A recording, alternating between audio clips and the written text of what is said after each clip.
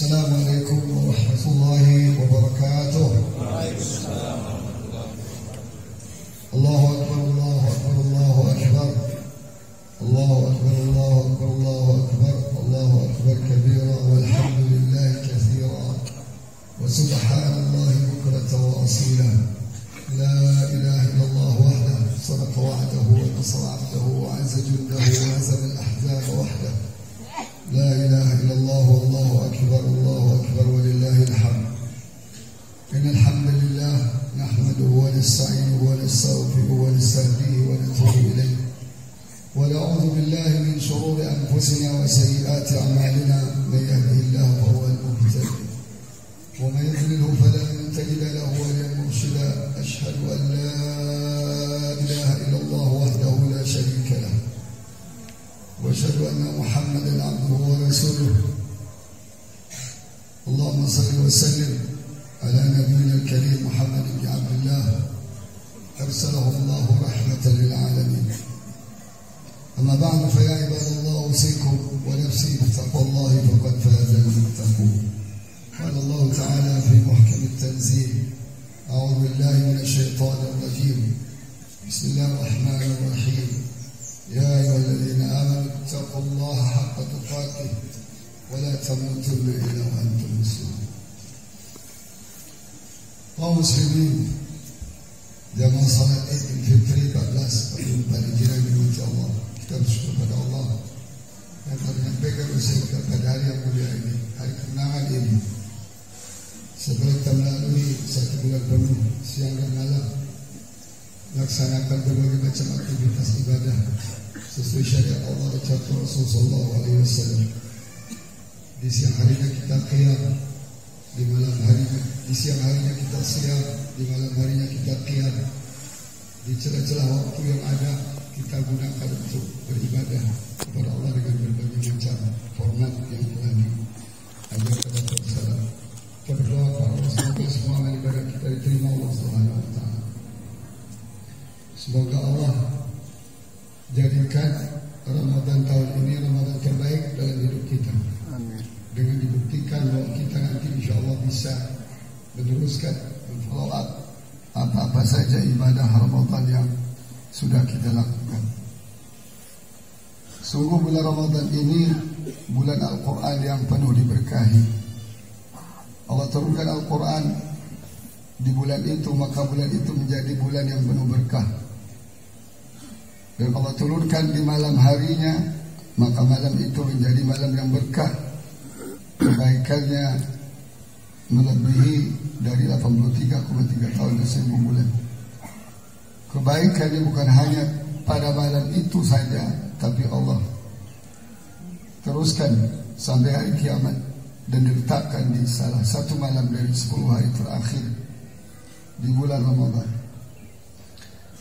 Ketika Jibril diberi Allah mandat untuk menurunkan Al-Quran ke dalam hati Nabi Muhammad SAW, maka Muhammad SAW menjadi orang yang paling mulia dalam sejarah umat manusia, orang yang paling baik fisik dan akhlaknya. Ketika Allah bebankan kepada Jibril untuk menurunkan Al-Quran pertama kali dan terus menerus secara bertahap selama 23 tahun, maka malaikat Jibril menjadi malaikat yang paling mulia di sisi Allah. Begitu juga ketika sahabat Rasulullah SAW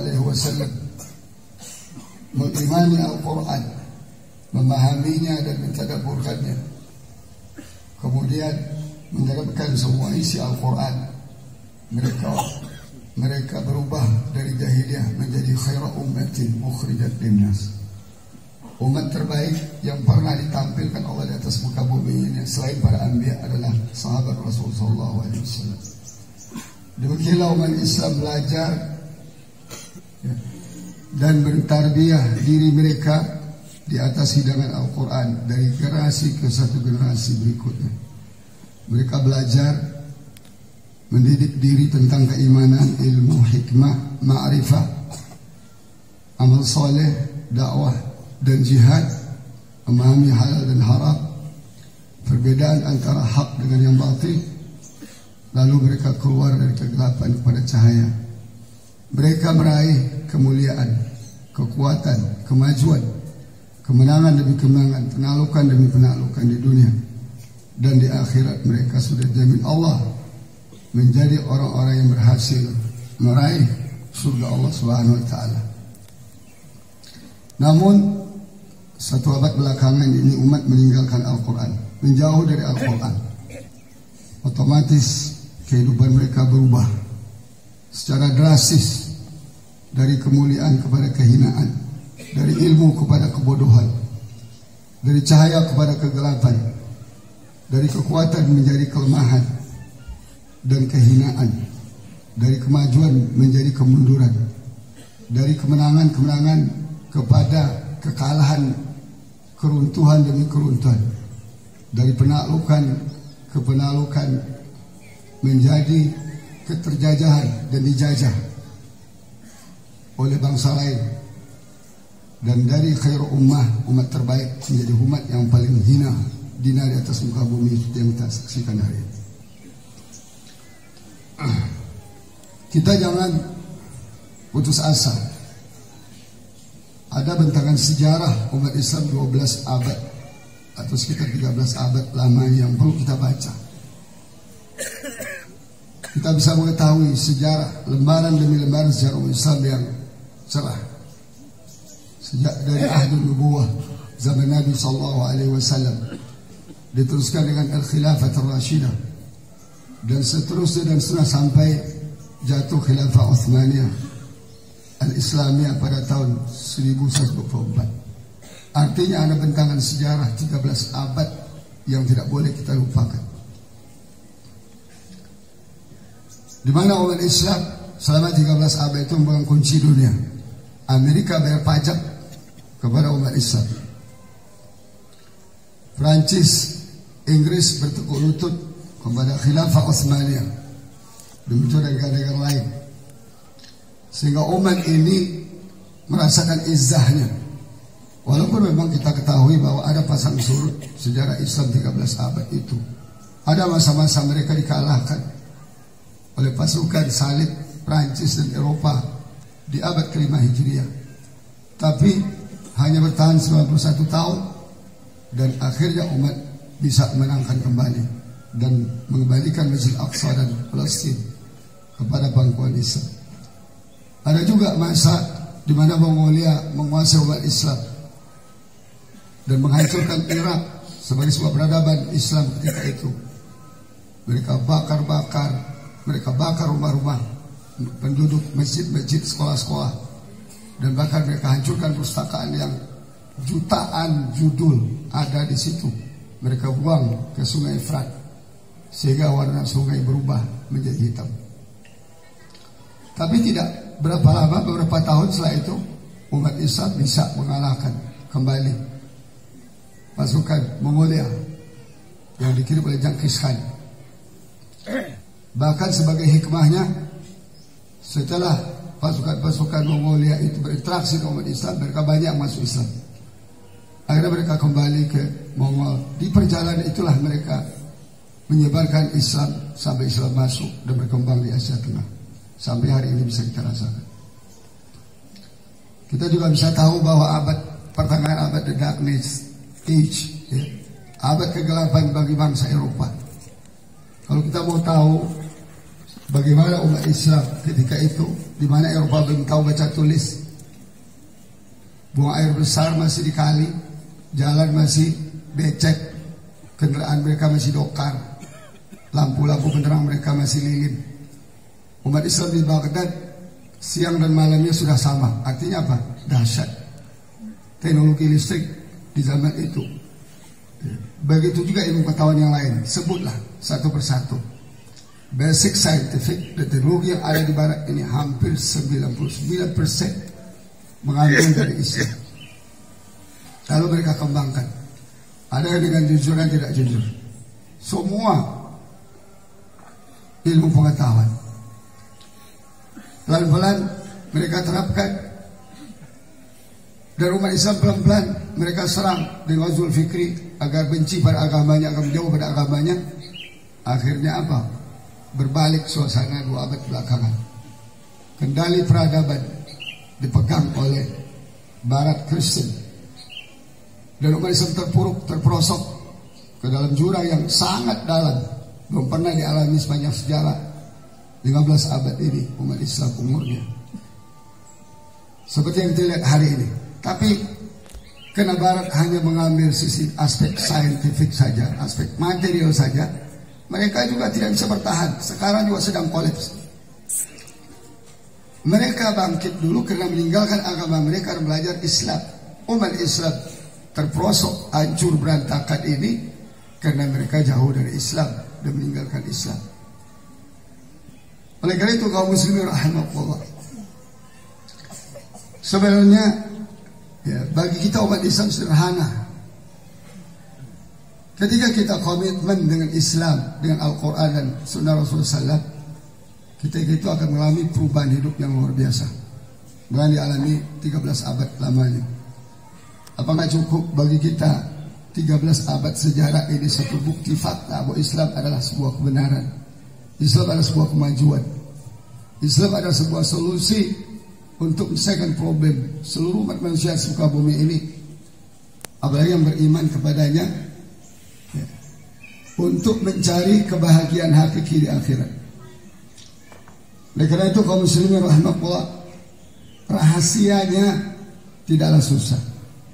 Di balik kemajuan Islam 13 abad itu, dan di balik kemunduran kita 1 abad belakangan ini, tidaklah susah. Jawabnya sederhana. Itulah Al-Quran yang Allah turunkan di bulan Ramadan. Syahrul Ramadan alladzi unzila fihi al-Quran hudan lin-nas wa bayyinatin minal huda wal furqan.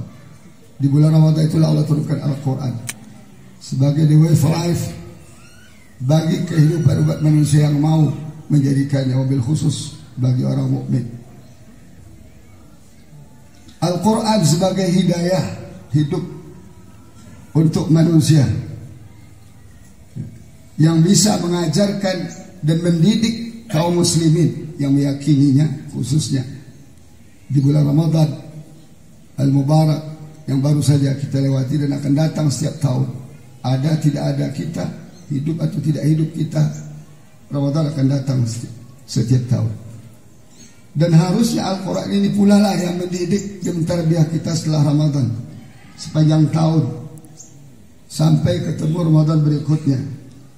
Bagaimana kita atau seorang muslim menjadi seorang manusia yang punya pegangan hidup, petunjuk hidup dalam menjalankan aktivitas kehidupannya, sehingga dia mendapatkan keamanan, ketenangan, kesejahteraan, keadilan, kebenaran, tidak ada takut atasnya dan tidak pula mereka bersedih.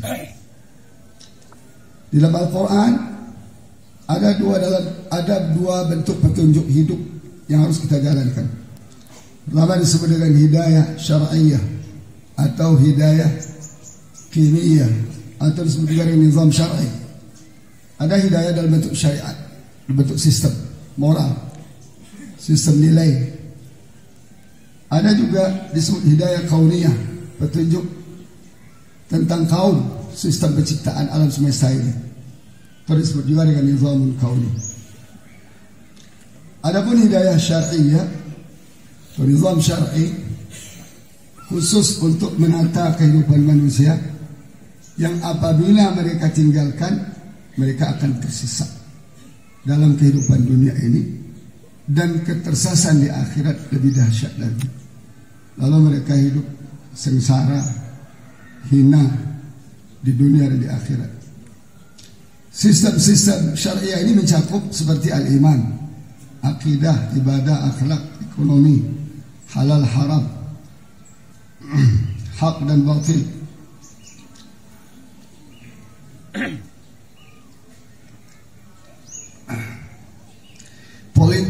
Politik, ya, hukum, pemerintahan, undang-undang terkait dengan individu, keluarga, masyarakat, pemerintahan, kepemimpinan, pemimpin, kebudayaan, pendidikan dan tarbiyah, media, hubungan antar manusia, baik sesama muslim maupun antar muslim dan non-muslim, baik mereka tinggal di negeri Islam sebagai minoritas maupun mereka sebagai sebuah negara yang berdaulat, negara kafir yang berdaulat. Itu sudah diatur oleh Al-Quran semuanya, bagaimana sistem interaksi manusia itu bisa berjalan dengan baik. Tidak seperti sekarang, karena Al-Quran tidak ditegakkan dalam kehidupan umat manusia, wabil khusus umat Islam. Kekacauan terjadi di mana-mana, kezaliman terjadi di mana-mana, pembunuhan, korupsi, pemiskinan, aturan undang-undang yang zalim, penguasa yang bengis, yang tidak sayang kepada rakyatnya dan tidak takut kepada Allah. Dan mereka lebih suka bekerja sama dengan orang kafir untuk menyedot hasil atau potensi ekonomi, potensi teknologi, potensi pengetahuan, potensi pasar untuk disedot dan diserahkan kepada kaum kafir. Inilah akibatnya kita meninggalkan Al-Quran, seperti yang Allah katakan, وَمَنْ أَعْرَضَ عَنْ ذِكْرِي فَإِنَّ لَهُ مَعِيشَةً ضَنكًا وَنَحْشُرُهُ يَوْمَ الْقِيَامَةِ أَعْمَى قَالَ رَبِّ لِمَ حَشَرْتَنِي أَعْمَى وَقَدْ كُنْتُ بَصِيرًا قَالَ كَذَلِكَ أَتَتْكَ آيَاتُنَا فَنَسِيتَهَا وَكَذَلِكَ الْيَوْمَ تُنْسَى وَكَذَلِكَ نَجْزِي مَنْ أَسْرَفَ ولم يؤمن بآيات ربه ولعذاب الآخرة أشد وأبقى. Surah Taha ayat 124, 127. Siapapun yang menjauh meninggalkan Al-Quran, baginya kehidupan yang serba sulit, serba dramatis, serba was-was. Dan nanti di hari kiamat dia akan dihimpunkan dalam keadaan buta. Lalu dia berkata, ya Rabb, kenapa engkau himpunkan saya dalam keadaan buta dan saya dulu di dunia melihat? Allah menjawab, demikianlah ketika ayat-ayat kami datang, kamu lupakan, dan kamu hari ini juga akan dilupakan. Demikianlah kami balas orang-orang yang melampaui batas, hidupnya tidak sesuai dengan Al-Quran dan Sunnah Rasulullah SAW, dan tidak beriman kepada ayat-ayat Allah, baik ayat-ayat wahyu maupun ayat-ayat kauniyah. Dan sungguh adab akhirat lebih dahsyat dan lebih kekal lagi. Akan tetapi apabila mereka ambil itu Al-Quran, Sunnah Rasulullah SAW dan segala isinya, dan mereka pahami dengan baik, lalu mereka berpegang teguh dan mereka terapkan dalam kehidupan mereka di dunia, kehidupan mereka akan menjadi lurus, akan berada dalam naungan hidayah Allah. Mereka pun akan berbahagia di dunia dan di akhirat, seperti yang dialami oleh sejarah umat Islam 13 abad lamanya. Allah berfirman, tilka hududullah, itulah sistem-sistem Allah. Wa man yuti'illaha wa rasulah, siapapun yang mentaati Allah dan Rasul dalam sistem itu, yudkhilhu jannatin tajri min tahtiha al-anhar, Allah akan masukkan mereka ke dalam surga yang mengalir di bawah berbagai macam sungai dan mereka kekal di dalamnya. Wa dzalikal fawzul 'azim, itulah kemenangan tanpa batas. Allahu akbar, Allahu akbar, Allahu akbar walillahil hamd. Oleh karena itu hidayah asy-syar'iyyah ini tidak akan bisa diterima dan tidak akan bisa dipikul dan diterapkan dalam kehidupan kecuali al-muttaqun, orang-orang yang bertakwa. Padahal semua ibadah yang Allah syariatkan, termasuk puasa dan lain-lain, Allah syariatkan tujuannya agar umat Islam bertakwa. Ya ayuhan nasu ubudu rabbakum alladhi khalaqakum walladzina min qablikum la'allakum tattaqun. Wahai manusia, sembahlah, jalankan sistem Allah yang telah menciptakan kamu dan orang-orang sebelum kamu agar kamu menjadi takwa. Artinya agar kamu bisa memahami dan mengamalkan perintah-perintahnya dan bisa juga memahami dan meninggalkan larangan-larangannya. Siapa Allah itu? Alladzi ja'alakumul arda firasya was samaa'a binaa'a, itu yang menjadikan untuk kamu bumi sebagai hamparan sehingga kamu bisa mudah hidup di atasnya, dan langit sebagai naungan, atap, dan Allah turunkan dari langit itu air, maka dengan air itu Allah tumbuhkan tumbuh-tumbuhan sebagai rezeki bagi kamu. Oleh karena itu jangan kamu jadikan Allah ada Tuhan-Tuhan tandingan dan serangan kamu tahu, baik dalam bentuk patung, dalam bentuk pemikiran, maupun dalam bentuk materi, tahta, harta dan wanita. Al-Baqarah 2122. Allah juga menjelaskan alif lam mim dzalikal kitabu la raiba fihi hudal lil muttaqin. Alif lam mim itulah Al-Qur'an, tidak ada keraguan sedikit pun isinya, hanya bisa dijadikan petunjuk hidup oleh orang-orang yang bertakwa. Itu kata kuncinya. Jadi kalau susah kita mendekatkan diri kepada Al-Quran, kita susah menerima Al-Quran sebagai the way of life kita, berarti ketakwaan kita bermasalah. Ketakwaan kita belum terbangun dengan bermacam ibadah termasuk puasa. Di Indonesia kejahatan bukannya semakin berkurang, semakin meningkat. Ramadan datang tiap tahun, salat tiap hari, dan mungkin juga bukan hanya di Ramadan, di bulan-bulan lain. Sunnah, salat tiap hari, salat wajib, salat sunnah, infak, sedekah. Tapi perilaku tidak berubah. Semakin jahat, semakin zalim, semakin merajalela kebatilan di negeri yang berpuasa ini, di negeri yang masjidnya megah-megah ini, di negeri yang semarak Ramadannya ini. Ada apa? Persoalannya ketakwaan belum terbangun dengan baik. Adapun hidayah kauniyah, maka ia merupakan sistem-sistem Allah dalam penciptaan alam semesta universe ini, termasuk manusia, langit, bumi, apa di antara keduanya dan di dalamnya, manusia, hewan, tumbuh-tumbuhan, malaikat, jin, dan lain sebagainya. Baik yang kita tahu, dan masih banyak lagi yang kita belum tahu. Mengetahui atau mengenal atau mempelajari sistem hidayah kauniyah ini paling tidak ada dua manfaatnya. Manfaat pertama untuk membuktikan Allah itu ada. Allah itu sebagai pencipta alam, tidak sekutu baginya, tidak ada sekutu baginya. Lalu ngapain kita sebagai manusia bangkang-bangkang kepada Allah, sombong-sombong kepada Allah? Tidak akan mungkin kita bisa keluar dari ilmu Allah, kekuasaan Allah, wal qahiru fawqa ibadih. Allah yang mendominasi, mengendalikan hamba-hambanya. Dengan mempelajari sistem-sistem yang sangat canggih itu, bertambah keimanan kita kepada kekuasaan, kepada ilmu, kepada karunia dan rahmat Allah kepada makhluknya dan lain sebagainya.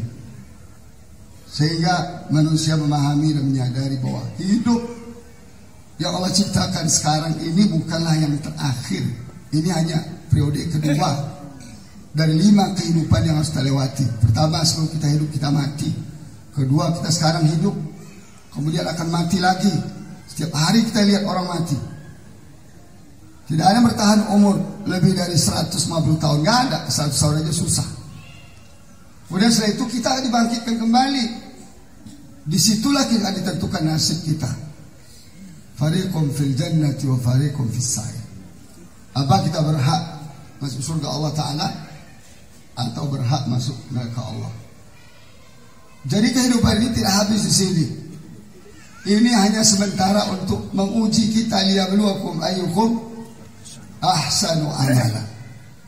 Dan Al-Quran, Islam, Sunnah Rasulullah SAW telah menguraikan secara detail apa itu ahsanu amalan. Allah menjelaskan, inna fi khalqis samawati wal ard wa ikhtilafil laili wan nahar la ayatin li ulil albab. Sesungguhnya di dalam penciptaan langit dan bumi, perselisihan pergantian malam dan siang, sungguh terdapat bukti-bukti bagi orang yang berfikir mendalam. Al-albab. Siapa mereka? Alladzina yazkurunallaha qiyaman wa qu'udan wa ala junubihim. Itu mempunyai habit, kebiasaan dua hal yang kebaikan. Pertama, berzikir kepada Allah 24 jam, baik dalam berdiri, duduk maupun dalam berbaring. Kemudian yang kedua, habit mereka menggunakan akal fikiran yang Allah berikan kepada mereka. Wa tafakkaruna fi khalqis samawati wal ard. Mereka memikirkan cipta langit dan bumi agar otak mereka tajam dan tidak tumpul. Ini problem umat Islam sekarang, tidak mau berfikir. Boro-boro memikirkan rahasia-rahasia alam semesta ini, mikirin hidup baik halal saja nggak mau, main serobot aja. Ya. Oleh karena itu kita juga akan mengalami kehidupan sebagai akibat dari kesembronoan kita itu, dari kebrutalan kita itu, tidak tahu lagi halal dan haram. Riba, hampir semua orang kita makan riba. Padahal riba itu ancamannya dahsyat sekali dalam Al-Quran. Kalau saja umat ini bisa meninggalkan riba dan mau menjalankan transaksi ekonominya dengan sistem syariah, niscaya Allah akan turunkan keberkahan hidup di atas muka bumi ini. Walau anna ahlal qura amanu wattaqau la fatahna 'alaihim barakatin minas sama'i wal ardh walakin kadzabu fa akhadnahum bima kanu yaksibun. Kalau seluruh penduduk bumi ini atau satu negeri mau beriman dan bertakwa, dia beriman yakin kepada sistem Allah dan Rasulnya dan menerapkan semuanya, bukan hanya masalah riba saja, masalah sogok menyogok untuk dapat proyek, masalah fee bagi pejabat yang sudah digaji, haram hukumnya. Seorang pejabat yang sudah digaji menerima fee apapun namanya, termasuk hadiah, itu ada yang haram. Sekarang halal dan haram itu di kita sudah nggak terlalu dianggap problem. Akibatnya apa? Lahir generasi-generasi yang bengong, generasi yang tidak bisa berpikir, mandek akalnya. Boro-boro kita menciptakan satu inovasi yang baik dalam kehidupan ini, akhirnya menjadi lalat pengekor di tempat-tempat busuk, di bangkai-bangkai, di mana ada bangkai berkerumunan di situ. Nah, kaum muslimin rahimahullah, sampai-sampai orang yang berpikir ini mengatakan Rabbana ma khalaqta hadza batila subhanaka faqina adzabannar. Ada konklusi, ada kesimpulan, alam ini tangan Allah, baik buruknya tangan Allah, selamat tidak selamat tangan Allah. Ayo kita taati, kita ikuti. Tidak ada satupun ciptaan Allah ini yang sia-sia, apapun, termasuk lalat, termasuk nyamuk. Ada manfaatnya. Gara-gara nyamuk triliunan duit dihasilkan melalui pabrik-pabrik obat nyamuk. Coba bayangkan. Gara-gara kita sholat, triliun duit muncul dari pengusaha-pengusaha karpet, pengusaha-pengusaha batu bata, pengusaha-pengusaha konstruksi. Coba lihat, kau jumlahkan nilai masjid yang ada di Indonesia ini saja, nggak usah di dunia, apalagi di Turki itu nilai masjid yang mahal-mahal, mungkin sudah tak terhitung jumlahnya. Sebagai impact secara langsung dari ibadah yang kita lakukan.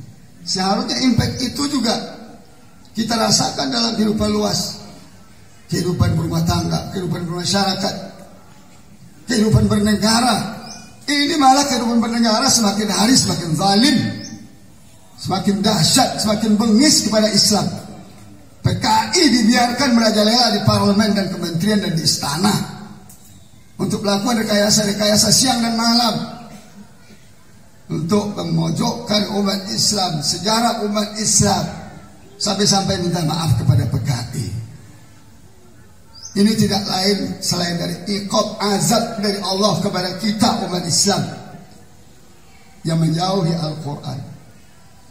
Karena orang-orang Islam yang mau beriman, mengamalkan hidayah syar'iyah dan hidayah kauniyah ini hanya orang-orang beriman dan orang-orang yang bertakwa. Kemudian manfaat yang lain adalah untuk mengenal, mempelajari sistem-sistem ciptaan Allah di atas muka bumi ini, di alam semesta ini, agar bisa dimanfaatkan oleh manusia, dikembangkan oleh manusia-manusia yang berakal, manusia-manusia yang mau berpikir untuk memenuhi kebutuhan hajat manusia dan memudahkan kehidupan manusia ini. Jadi ini ada drone ya, ini jangan dianggap Tuhan, biasa-biasa aja itu. Ada pesawat bisa memindahkan kita ke Mekah, biasa-biasa aja itu. Gak ada gunanya kalau tidak landasi dengan iman. Tidak ada gunanya kalau tidak digunakan untuk taatan kepada Allah Ta'ala.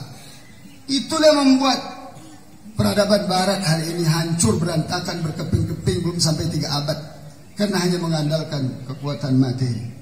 Ada yang lebih kuat dari materi itu, yaitu kekuatan iman.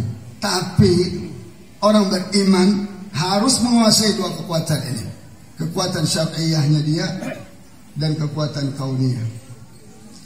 Dengan ditemukannya sistem-sistem Allah yang Allah ciptakan di atas muka bumi dan dikembangkan untuk mewujudkan sarana kehidupan yang bermacam ragam, maka manusia yang maju adalah sarana hidupnya. Yang maju hanya sarana hidup. Sehingga apa?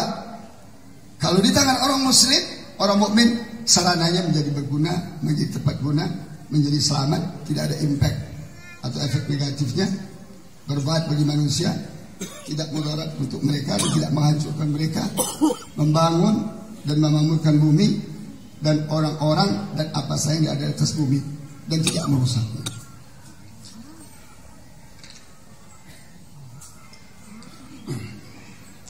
Apabila penemuan sistem Allah dalam alam jagat raya ini di tangan orang-orang kafir, temukan orang kafir, dominasi orang kafir yang tidak beriman kepada Allah, maka mudaratnya lebih besar dari manfaatnya.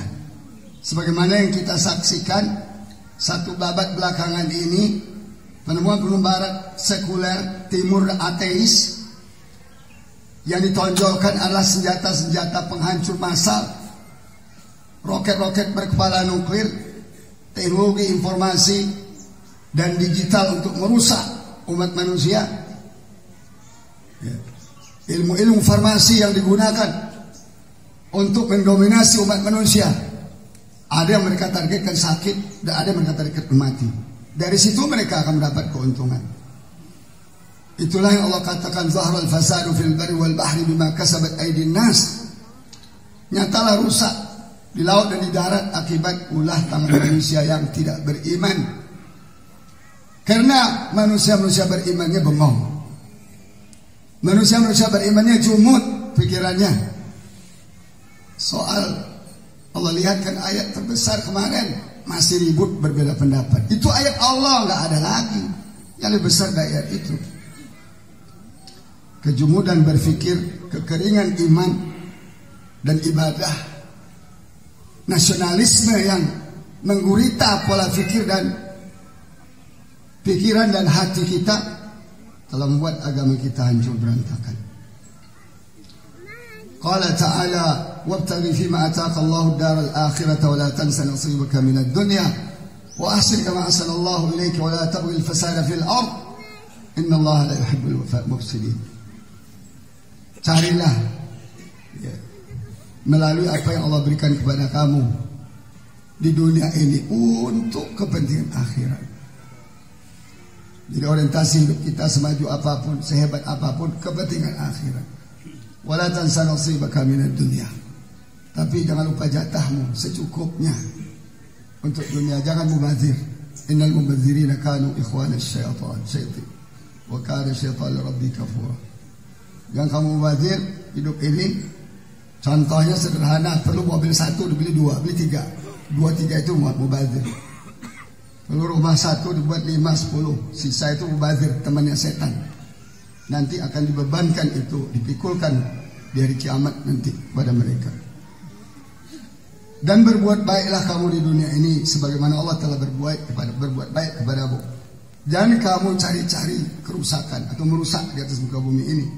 Innallaha la yuhibbul mufsidin. Allah tidak suka kepada orang yang merusak. Surah Al-Fatihah 7. Adapun jika sains dan teknologi ini di tangan orang beriman dan bertakwa, pasti akan bermanfaat bagi diri mereka, umat mereka, negeri mereka, dan bahkan seluruh manusia tanpa batas teritorial yang dikarang-karang dan dibuat-buat oleh penjajah ini.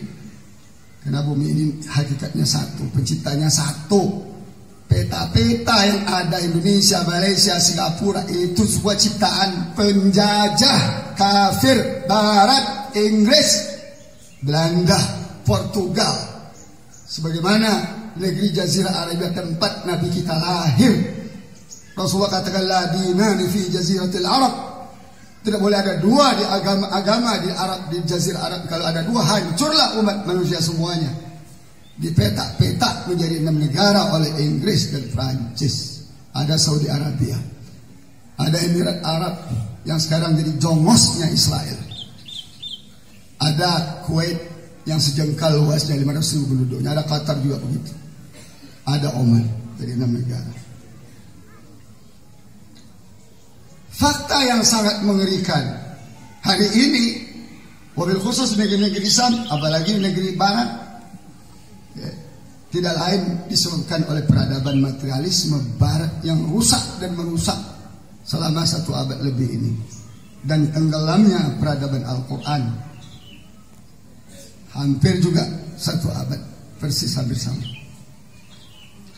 Lalu apa solusinya umat Islam dan dunia ini? Apa solusinya? Tidak ada lain kecuali membangun kembali peradaban Al-Quran. Dan bagaimana caranya? Simple. Karena Al-Quran ini bukan turun kemarin seperti yang dikarang-karang oleh Islam Nusantara itu. Al-Quran ini by design oleh Rabbul Alamin. Mau Rabbul Jawa, mau Rabbul Arab, sama Arabnya, nggak ada bedanya. Buminya sama Allah ciptakan, sistem hidupnya juga harus sama. Oleh karena itu mari kita imani kembali Al-Quran ini sebagai solusi kehidupan. Solusi kehidupan. Bukan hanya bagaimana kita salat tarawih, berinfak. Lebih dari itu, lebih besar dari itu Al-Quran sampaikan. Oleh karena itu kita harus baca Al-Quran, pelajari, pahami, dan tadabburi. Jangan percaya kita kepada orang bahwa Al-Quran itu hanya untuk dibaca saja. Tidak, Al-Quran itu petunjuk hidup. Kalau kita bacanya nggak paham, gimana mau jadi petunjuk hidup? Sekalipun kita hafal, penduduk status kita di mata Allah nggak akan lebih dari burung beo. Hafal Quran tapi tidak paham Quran. Bisa baca Quran nggak paham Quran. Kalau Quran mengatakan itu seperti himar, seperti keledai. Waliyadzubillah. Kemudian ya kita terapkan Al-Quran itu karena dia mencakup hidayah syar'iyah dan hidayah kauniyah. Kita terapkan, kita pelajari pelan-pelan sampai nanti Allah takdirkan umat Islam ini selamat dari kehancurannya, selamat dari kehinaannya di dunia ini. Ya. Kenapa? Ketahuilah kaum muslimin rahimahullah bahwa syarat kunci rahasia kebangkitan peradaban yang sejati, ya, itu hanya ada di tangan kalian, di tangan umat Islam. Allah akan terapkan sistem yang berlaku sebagaimana Rasulullah SAW katakan, Inna Allah yarfa'u bihadzal kitabi aqwaman wa yadha'u bi akharin. Rawahu Muslim. Allah akan angkat derajat orang-orang yang berpegang teguh dengan kitab ini, siapapun mereka, mau Arab, Afrika, Indonesia, siapapun, mau Cina, dan akan menghinakan orang-orang lain yang tidak mau menjadikan Al-Quran sebagai the way of life. Oleh karena itu kaum muslimin rahimahullah, di hadapan kitanya satu dari antara dua pilihan. Karena Allah sudah turunkan kitabnya, seutus rasulnya, ulama sudah menjelaskan secara detail. Immal izzatu was sakinatu wan nasr. Kita pilih izzah, kemuliaan, ketentraman, ketenangan, kemenangan, kekokohan, cahaya, kemajuan, kemerdekaan, sukses dunia, sukses di akhirat, masuk surga. Kalau mau itu yang kita inginkan, ambillah Al-Quran. Jadikan Al-Quran sebagai nizam hayah, sistem hidup.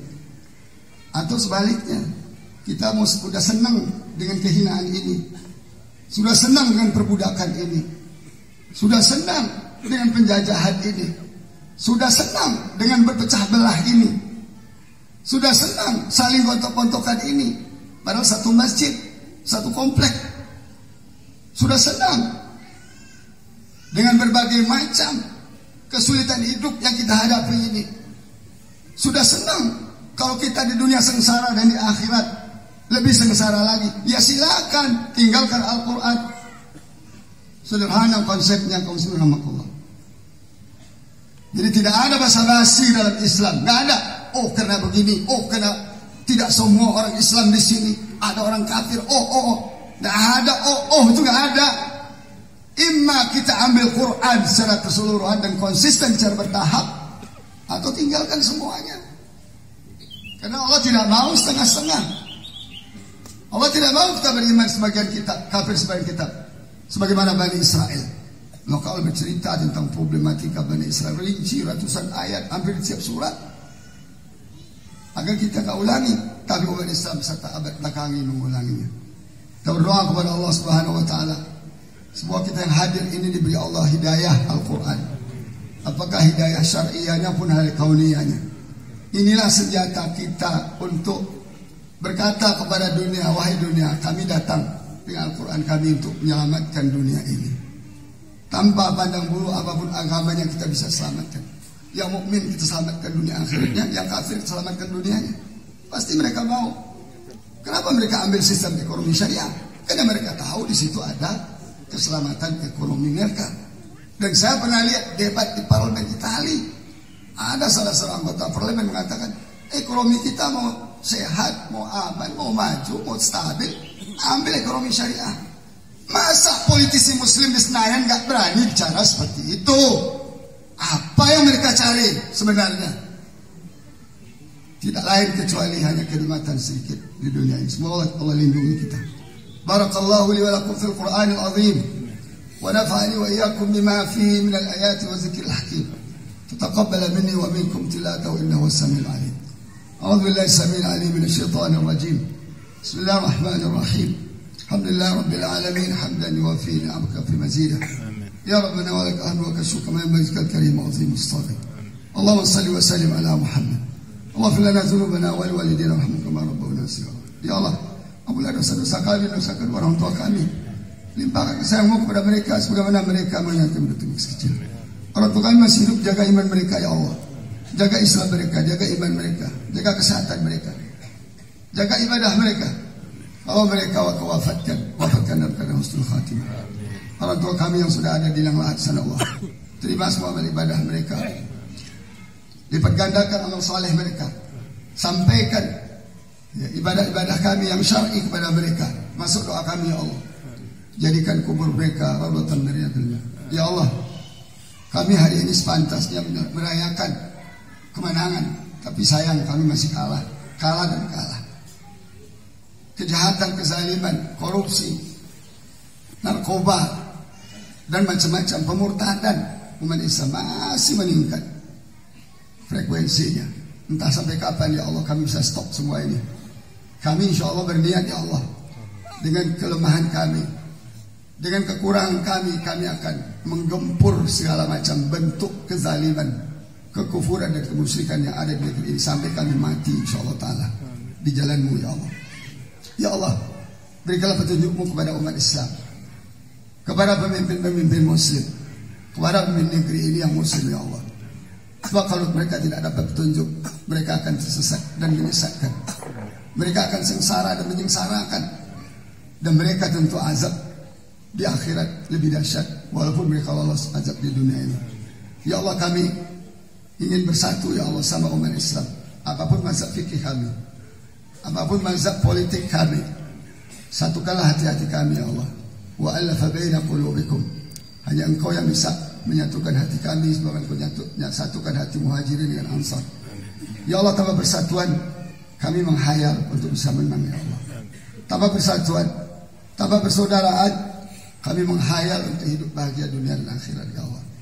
Oleh karena itu Engkau rumuskan dalam Al-Quran, innamal mu'minuna ikhwatun. Orang ini bersaudara. Fa aslihu baina akhawaykum. Adapun konflik-konflik yang ada harus kita islah segera agar umat ini bisa menghadapi tantangan dan realita hari ini yang sangat jauh dan semakin besar dan semakin kuat. Rabbana atina fid dunya hasanah wa fil akhirati hasanah wa qina adzabannar. Walhamdulillahi rabbil alamin. Wassalamu alaikum warahmatullahi taala wabarakatuh.